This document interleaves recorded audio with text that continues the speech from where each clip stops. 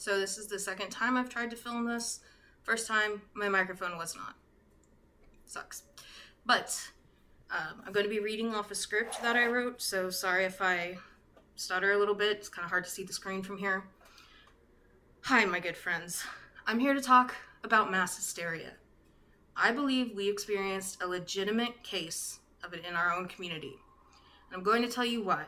I'm also going to tell you what exactly it is, how to spot it, how to avoid getting caught up in it, and provide some book recommendations that deal with it. I mean, this is BookTube. Roll the intro.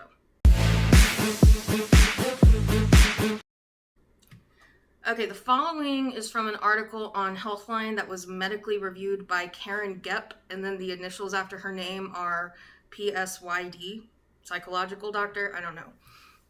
But she describes what mass hysteria is.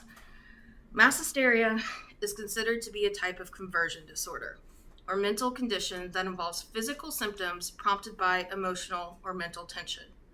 In terms of sociology, it falls into the category of collective behavior, or the mostly spontaneous actions of a large group of people who influence each other. There are two distinct types. Anxiety mass hysteria, and this type tends to show up among people who belong to the same close, often isolated group or community. It involves sudden tension and other symptoms of anxiety, which spread and resolve fairly quickly. I think most of us can acquiesce that this is the type of mass hysteria BookTube experienced. There's also mass motor hysteria. This type tends to show up among people experiencing long-term stress and tension. It involves irregular motor movement symptoms that move from one person gradually to another and usually lingers for weeks. A good example of this is the dancing plague of 1518. Mass hysteria usually spreads verbally and visually. So people who see or hear about someone with symptoms often begin experiencing symptoms themselves. Here's an example. News reports and social media posts begin speculating about bioterrorism or a harmful substance in the community. The frequent reports trigger widespread anxiety and concern in people following the updates, even when no proof supports the existence of any real danger. You could start experiencing symptoms caused by the threat, especially if you hear others have those same symptoms. I think we saw this happen. First, there was an allegation. Then people started speculating. There was an outpouring of videos that spread from creator to creator, and then a massive apologies.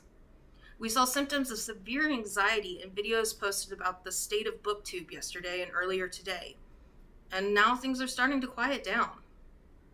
The reason I believe this to be a legitimate case of mass hysteria is because BookTube is an isolated community. We are a very niche subset of content creators, and the vast majority of us know each other, and not just in a parasocial way. We've met up and gone book shopping together. We've collaborated via StreamYard. People have even met their spouses on BookTube. We are a very different community than a lot of the online communities because we are not strictly parasocial. We are not just online friends. We're so much more. And that's why this got out of hand. We make content in front of cameras and behind our computers. We write scripts. Oftentimes we do this alone, in a room, staring at a camera. That's why it's easy for our thoughts to snowball, for us to start speculating, and for us to go hysterical. To do the same things we see our friends doing. Because you're amongst others who feel exactly the same thing you're feeling. So you copy each other. And this manifested by making diary cam type videos. People using others' actions as evidence to support their belief. This was mass hysteria. So how do we spot it in the future so it doesn't happen again? Well, you look for the signs.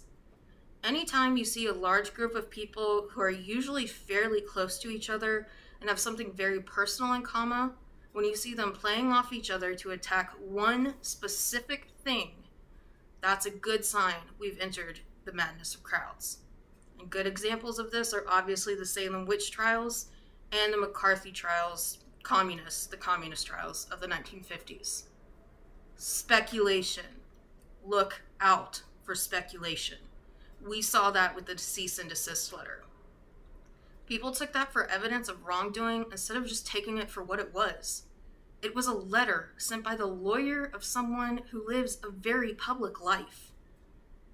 Here's the thing. I know a lot of booktubers are feeling a lot of guilt about what's going on right now. And you don't owe anybody the reason why you did it. I have a feeling a lot of the booktubers who made videos damning Daniel don't even know why they did it, other than that they felt compelled to. And that's valid. But I do think you should feel guilty. You should feel bad for what you did to Daniel. But there's a difference between guilt and shame. Guilt is inward. Shame is outward. It's a bad feeling you get because of what others think of you. And guilt is the other way around. There is no shame in what happened to BookTube. Humans are tribal. We go mad in crowds because we're social animals, and we need others in our lives to validate us and support us and love us. Yes, it is very disturbing how quickly humans can turn on each other, but that's humanity. It's not a reflection of the BookTube community or anyone who made videos damning Daniel. Their apology is a different story, but I won't get into that.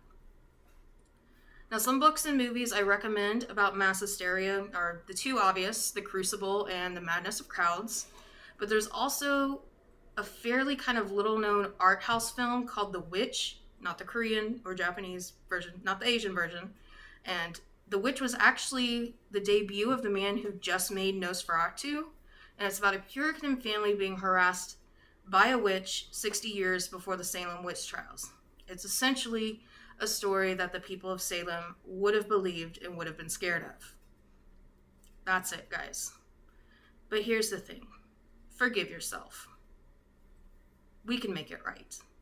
If we can go crazy en masse, we can heal en masse. Good night.